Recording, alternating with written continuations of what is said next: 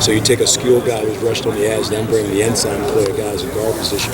It really gives you a different edge on the inside, and that's what I was saying about. He's got great hips. He can rush the passer, so it should be some great things coming from him. He said he was a little bit nervous about it because he's going to turn that down. More double teams. Yeah. You have to assuage some of those fears a little. Well, really, just talk technique to him. Really, show him how to fit the double team. He's doing a great job so far in the spring ball doing that.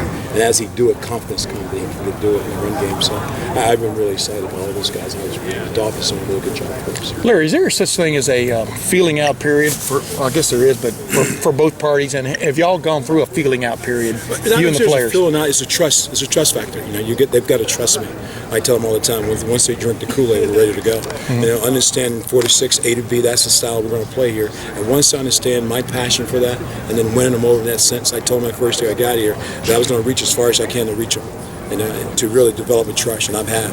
And that's when you start reaching back when we're on the same page. And right now, they're reaching back, and that's really smart. Yeah, great to see. How does that show up? I mean, how does that show up? They're reaching showing back. that work on the field. They believe what we're doing. The question they're asking in the room, they want to learn football. They want to know how to get better. Not to be good players, but how to be great players. And I think that's the sense of raising the bar in the room. I'm really excited about that. Do you sense they're also excited about what you're teaching? I mean, the approach you're taking, you know what I mean, offensive, defensive line-wise? I think so. My style is different. It really is. I'm a Yeah. teacher first, and then I'm going to do all the things I can as fast as I can, try to play the game in practice.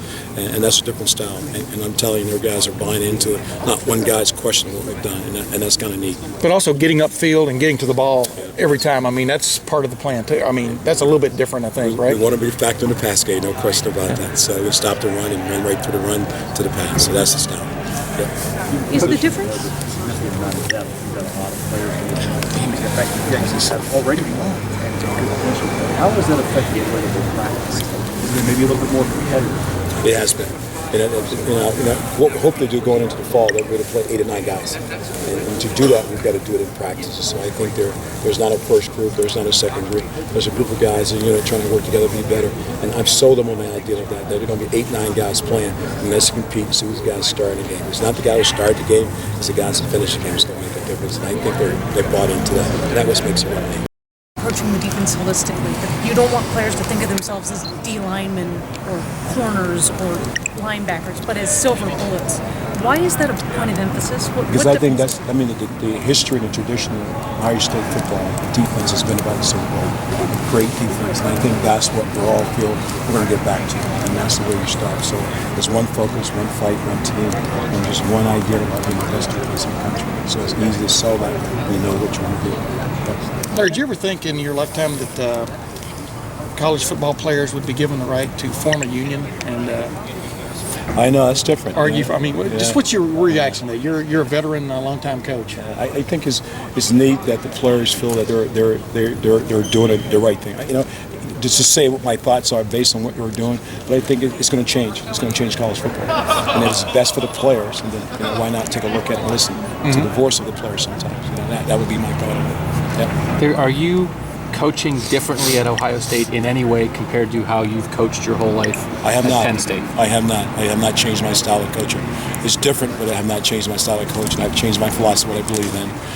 He's just doing it every day with a different bunch of guys and really continue to build and develop players. So I'm going to be myself, but I'm going to coach in a different way in the sense of my style of coaching hasn't changed. It has not. What have you found that coming to work every day here is pretty much the same as going to Nothing's work ever the before? same. Nothing's ever the same. I wouldn't be ever the same. It is different. Get up in the morning, have the opportunity to play for a national championship, play with a bunch of great coaches, play for a great head coach, and walk in a room and have the players I have in my room. That's kind of special. So every day you get up, you got to. I call it a breakfast moment. You get up trying to create that in your room with your players. And today was one of those days. You come out, you have fun as your coach. And next day, hey, let's go watch the tape. Let's find a way to get better.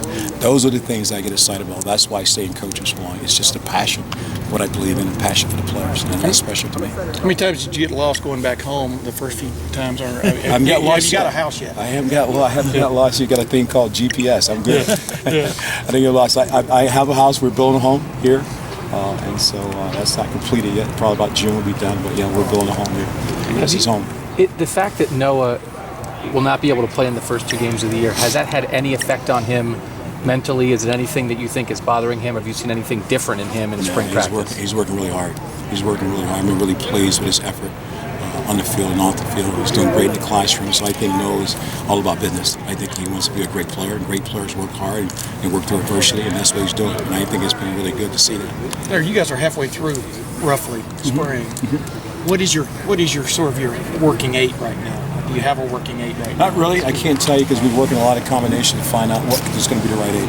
I think each guy's got a different set. All right, tell the guys that you may be able to play goal line, you might play short field situation. I think each guy's going to have a role. So to say what that role is right now, won't know until finish pre-ball, continue to evaluate it since we're on the fall.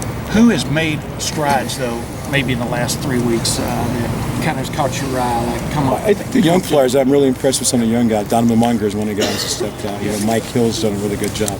Tommy Shutt, who was hurt most of the last season, he's really having a really good spring ball. So I think the young guys are really having a really good ball. Taekwon Lewis is having a great job. Yeah, I was going to ask you about Taekwon. I mean, he's doing a really good job for us. So a lot of the young guys are really playing well right now. I mean, talk about him a little bit, though. I mean, did he look overwhelmed at all stepping into college that quick, or just what's in? I don't know his past. I don't know where he came from. I know he came walking the door at 225. It's about 260, 257 right now, which is really a great weight for him. And again, for a young player, spring ball, first spring ball, really active spring ball, in a position to run with the twos, is learn the style of play. And he had a great day today, man. I think he's grown leaps and bounds as we go forward. What's the transition been like for you personally? It's been fun. It really has. It's been a lot of fun. Has it been easier or harder? About the same what you might have expected? I don't think it's easier. I think you're coaching a different style because you got a group of guys you have to impress that you know what you're doing, and so you got to be sharp. But I think it hasn't been like wow, man. It's just been one of those moments. Will it be difficult the first time you play Penn State? Is that hard at all? Well, that's a long ways away. Well, I understand that, but I mean, you spent a good portion of your life there too. Yeah, it'll be different. Obviously, it'll be different, but I'm Ohio State going into Penn State to play a football game. Now, obviously, you know the outcome I wanted to be, right? So I don't have to say anymore. That's a long ways away. How different is Urban Meyer, the Urban Meyer you know now, compared to the one you met in the restaurant or whatever, and got the job? I mean, Same guy, intense, want to win. It's important, care about players. I mean, all those things are important. That hasn't changed. I wasn't sold something different. So I'm great. I like the way we're doing. I know what we're doing. I feel great with the staff. It's a great staff, and he's doing some things that kind of on the edge in the sense of coaching college football. Here we are spending time talking about leaderships, and not many guys are doing that in the country, the whole staff, and I think that's what makes him do it. He's trying to find out what would be better. Talk about Bosa. Just he's at the end of his first year here and had some success at the end of last season. Just how's he going to build off that? Well, I think the key is that he doesn't stay the same. I mean, he's got to move forward. And the thing him and I talked about is that you got to forget about last year. It's about this year. And every time you step on the field, you got to be a better player because he'll be a marked out. They're going to turn protection to him. They're going to chip him. So he'll see a different game than we saw last year because they know who he is. So he's got to get prepared for that. Right now, he's doing a good job. A couple more guys. Do you want Urban to dial back some of the praises he's been on Bosa, saying to be one of the best ones he's ever? Hey, that's okay. As long as he can handle it, as long as Bosa can handle it. I'm the guy to calm the storm. So I'm the team to calm the storm in the meeting room. So he knows where he's got to get better. And that's all he wants. But he's a great young man. What's your impression at this point of Michael Bennett as a player and as a senior in your room? I think he's a great leader. I think our players respect him as a leader. He's played a lot of football. And I think when he opened his mouth, guys are listening to him right now. And that's the kind of leadership we want. And so I've been very impressed with Mike. His leadership styles on the field and off the field. He's a great student, and we're looking for great things from him as a senior. I mean, he knows he's a guy. He's got to move forward. And we're talking about moving the yardstick, and I think Mike's done a great job moving forward as it moved my group forward as a group. Yeah. What makes him fit there at nose guard? Because I think quickness is the key for me on the inside. It's not about how big you are as quickness. The things we do, we want to be able to penetrate in defense, attack, get off the ball. You like how a guy quick. With all the spread teams, I mean, guys say, "Boy, he's only 295." Well, that's good enough. You have a 320-pounder on the field and get caught in a 50-play drive. That's pretty tough. You know what I mean? So I like to play with quickness. We like to play with quickness, and Mike brings that to the table. That's why he's a great fit for us. What are you getting out of Chris Carter right now? I mean, obviously he's been sort of a project here almost since he's been here. What's your take on him? It's day by day, baby steps. Teaching him how to play, teaching him how to play hard, and so you got to limit his reps. Hey, Chris, 5 plays here. Hey, Chris, 7 plays here. And see if he can continue to develop. And that's our approach going into the spring. So it'll be interesting. We go through the spring, get into the spring game to see if he's ready to play, and that's our goal in our evaluation of Chris. All right, thanks, everyone.